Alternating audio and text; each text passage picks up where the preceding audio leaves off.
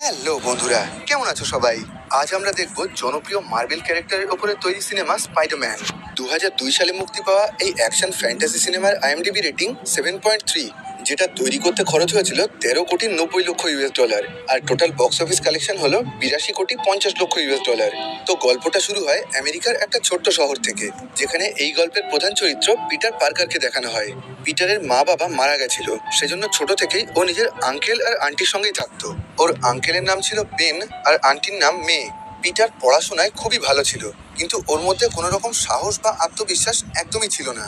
এবার দেখা যায় একদিন স্কুলে যাওয়ার জন্য পিটার নিজের বাড়ি থেকে দেরি করে বেরোনে ও নিজের স্কুল বাসটা মিস করে ফেলেছিল। সেজন্য এখন ওই বাসটাকে ধরার জন্য পিটার ওটার পিছনে দৌড়াতে শুরু করে। আর পিটারকে বাসের পিছনে ওইভাবে ছুটতে দেখে বাসের ভেতরে থাকা সমস্ত স্টুডেন্ট ওর উপরে হাসাহাসি করতে শুরু করে। কিন্তু বেশ কিছুক্ষণ চেষ্টা করার পর পিটার ওই বাসে উঠে পড়ে। কিন্তু বাসে ওঠার পর দেখা যায় কেউই ওর সাথে মিশতে চাইছিল না, এমনকি ওকে নিজেদের পাশে বসতেও দিচ্ছিল না।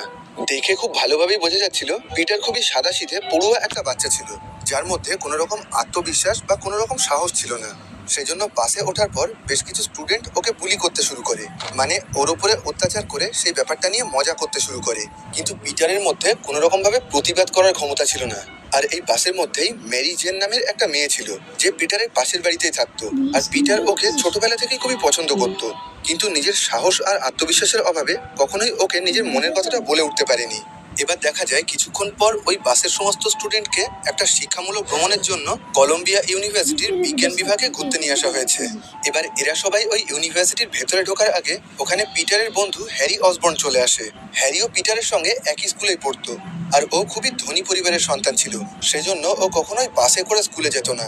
ওর বাবা সবসময় নিজেদের গাড়িতে করেই ওকে স্কুলে দিয়ে আসতো। হ্যারির বাবার নাম ছিল নরম্যান অসবর্ন, যিনি অসকর্প নামের খুবই বড় একটা কোম্পানির মালিক ছিলেন। আর ওখানে হ্যারি নিজের বাবার সঙ্গে পিটারের পরিচয় করিয়ে দেয়। তখন মিস্টার নরম্যান পিটারকে বলেন, আমি হ্যারির কাছ থেকে তোমার অনেক কথা শুনেছি, আর ও বলেছে তুমি নাকি বিজ্ঞানের খুবই ভালো একজন স্টুডেন্ট। কিন্তু তুমি কি জানো আমিও একজন ছোটখাটো বিজ্ঞানী?